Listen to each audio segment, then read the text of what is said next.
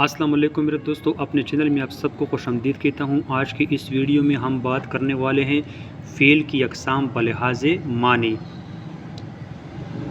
فعل کی اقسام بلحاظ زمانہ ہم نے بیان کی ہے پچھلی ویڈیو میں۔ آج کی اس ویڈیو میں ہم فعل کی اقسام بلحاظ معنی کے متعلق بات کرنے والے ہیں۔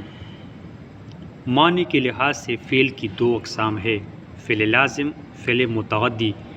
فعل لازم وہ فعل ہے جس میں صرف فاعل اور فعل کے ملنے سے ہی پورا مطلب یا پوری بات سمجھ میں آئے، مثلا زاہد گیا، جلال آیا، بچہ رویا وغیرہ۔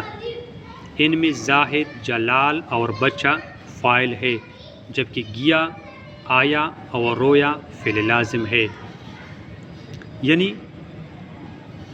وہ فعل جس میں فاعل اور فعل ہو، یعنی مفعول نہ ہو اس فقرے میں،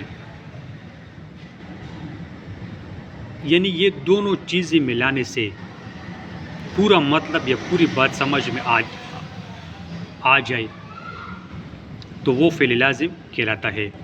فعل متعدی وہ فعل ہے جس میں فاعل اور مفعول دونوں کا موجود ہونا لازمی ہے، مثلا سمیہ نے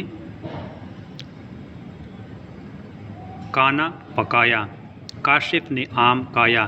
ان جملے میں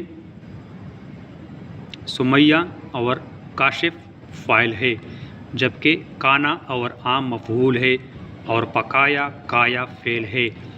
فعل متعدی میں تین چیزیں ہوتی ہے، فاعل، مفعول اور فعل، جبکہ فعل لازم میں صرف دو چیزیں ہوتے ہیں، فاعل اور فعل، مفعول اس میں نہیں ہوتے۔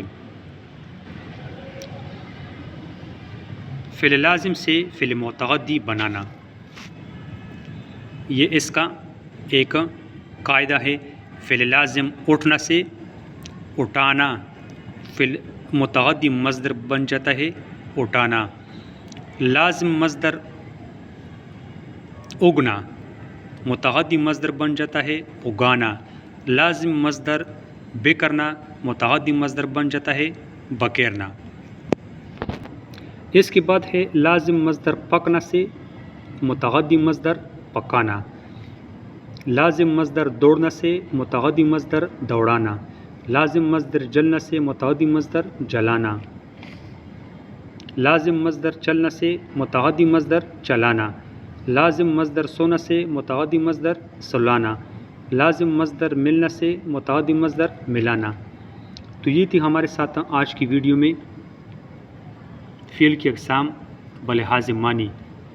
امید کرتا ہوں آپ لوگوں کو میری ویڈیو اچھی لگی ہوگی۔ اگر آپ لوگ میرے چینل پر نئے ہیں تو پلیز میرے چینل کو ضرور سبسکرائب کریں اور ساتھ میں بیل کا بٹن بھی دبا دیں تاکہ ہر آنے والی ویڈیو کی نوٹیفیکیشن آپ تک آسانی سے پہنچا سکے۔ خدا حافظ۔